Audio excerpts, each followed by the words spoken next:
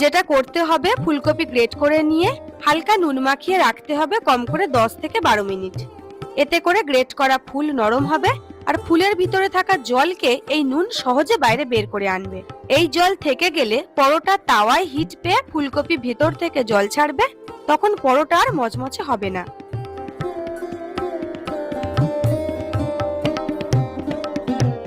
আর 5টা পরোটার মতন এখানে ময়দা ব্যবহার করা যাবে না।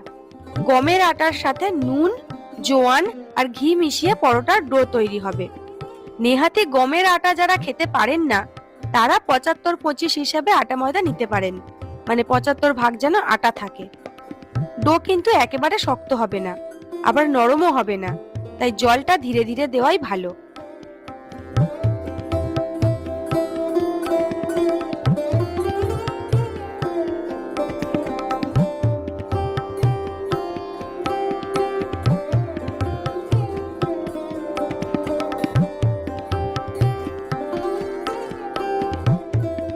শুরুতেই ঘি দেওয়া হয়েছে, শেষে আবার ডো তৈরি হয়ে গেলে উপর থেকে সাদা তেল মালিশ করে একটা ভিজে কাপড় দিয়ে ঢেকে রেখেছি 15 মিনিটের জন্য। ভাজা মশলার জন্য গোটা জিরে, গোটা ধনে, গোটা মৌরি আর গোটা গোলমরিচ কম আঁচে হালকা ভেজে নিতে হবে। ভাজা মশলার গন্ধ নাকে লাগলেই হিট অফ করে দিতে হবে। মশলা একটু ঠান্ডা হলে গুঁড়ো করতে হবে, তবে একেবারে পাউডার হবে না, একটু দানা দানা থাকাটাই ভালো। ফুলকপির ভিতরে থাকা জল নুনেই কুপোকাত, হাত দিয়ে কাজটা সহজ হবে না, তাই একটা পাতলা সুতির কাপড়ের মধ্যে গ্রেটেড ফুল রেখে কাপড় পেঁচিয়ে চাপ দিলেই সব জল বেরিয়ে ফুল ঝরঝরে হয়ে যাবে।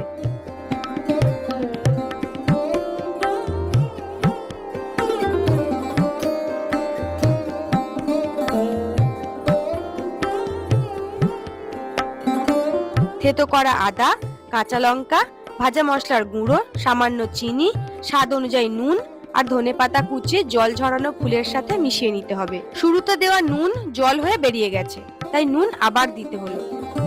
রেস্টে থাকা আটার ডো আরো একবার হালকা মেখে লেচি কাটতে হবে। পরোটার খামিগুলো একটু বড় আকারের হবে।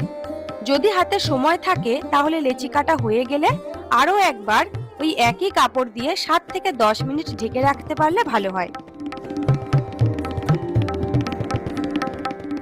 প্রথমে কোনো রকম আটা বা তেল ছাড়া লেচি মাঝারি আকারে বেলে নিতে হবে।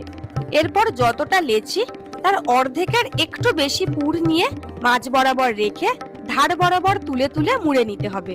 যদি প্রথমেই আটা বা তেল দিয়ে বেলি তাহলে পরে আবার বেলার সময় এই মোড়ার জায়গা থেকে খুলে যেতে পারে। সরাসরি হাত দিয়ে বাটি বানিয়ে পুর ভরা যায়, তবে সেক্ষেত্রে দুটো সমস্যা হতে পারে। প্রথমত বাটির ভেতরে পুর বেশি দেওয়া যায় না, আর দ্বিতীয়ত বেলার সময় পুর বেরিয়ে আসার ভয় থাকে। তাই এইভাবে করলে কাজটা অনেক সহজ হবে।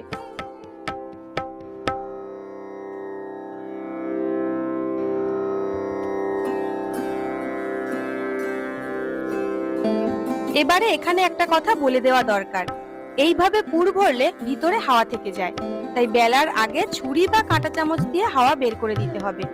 প্রথমে হাত দিয়ে চেপে নিতে হবে, এতে করে পুর সব জায়গায় সমানভাবে ছড়িয়ে যাবে। এরপর আটা দিয়ে বেলে নিতে হবে।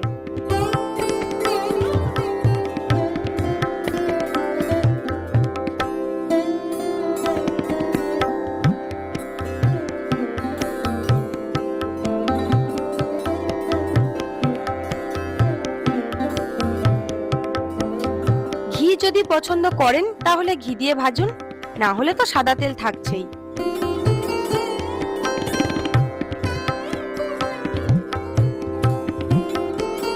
পরোটায় ফুলকপির গন্ধ দারুণ লাগে।